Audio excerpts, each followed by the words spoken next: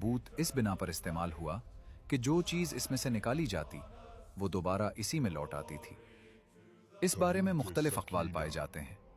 बनी इसराइल इस संदूक को इंतहाई मुक़द्दस समझते थे और इसे फ़तह और नुसरत की अलामत मानते थे। लेकिन जब ये ताबूत इनके कब्ज़े से निकल गया तो पूरी कौम पर ज़वाल आ गया। हर फर्द ये सोचने लगा कि अल्लाह ताला की रहमत हमसे दूर हो चुकी है और अब हमारे आजमाइश के दिन शुरू हो गए हैं। यहूदियों और ईसाइयों के अकीदे के मुताबिक ताबूत सकीना हज़रत मूसा अलैहिस्सलाम ने अल्लाह ताला के हुक्म से तैयार करवाया था और इसमें वो पत्थर की तख्तियां महफूज की गई थीं जो कोहे सीना पर हज़रत मूसा अलैहिस्सलाम को अता की गई थीं, जिनमें बनी इसराइल के लिए दीनी अहकामात और शरीयत की तालीमात दर्ज थीं। बाज़ रिवायात के मुताबिक इस मुक़द्दस संदूक में हज़रत मूसा अलैहिस्सलाम का असा भी रखा गया था। इसी तरह मन्नो सलवा भी उसमें मौजूद था जो अल्लाह ताला ने बनी इसराइल के लिए आसमान से नाजिल फरमाया था।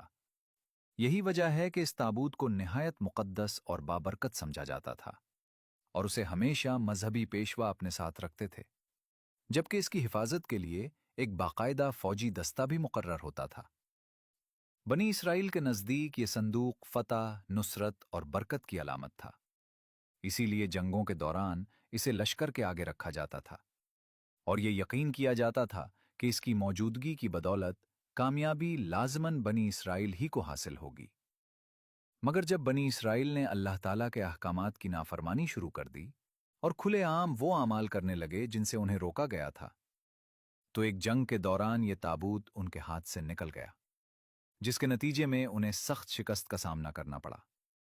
बादज़ां हज़रत तालूत अलैहिस्सलाम के दौर में यह ताबूत दोबारा वापस मिला और इसी वाक़े का जिक्र कुरान मजीद में भी मौजूद है, जहां उनके नबी ने फरमाया कि तालूत के बादशाह होने की निशानी ये है कि तुम्हारे पास वो संदूक वापस आ जाएगा जिसमें तुम्हारे रब की तरफ से दिलों के सुकून का सामान है और वो चीज़ें मौजूद हैं जो हज़रत मूसा और हज़रत हारून अलैहिस्सलाम छोड़ गए थे, जिन्हें फरिश्ते उठाकर लाएंगे, और यकीनन इसमें तुम्हारे लिए बड़ी निशानी है अगर तुम ईमान रखते हो।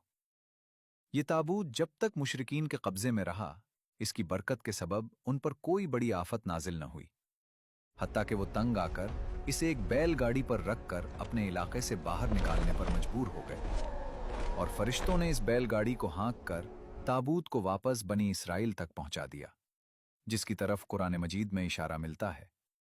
हज़रत दाऊद अलैहिस्सलाम के ज़माने तक इस ताबूत के लिए कोई मुस्तकिल मकाम मुकर्रर नहीं था, बल्कि क़याम के वक्त इसके लिए अलग खैमा नस्ब किया जाता था।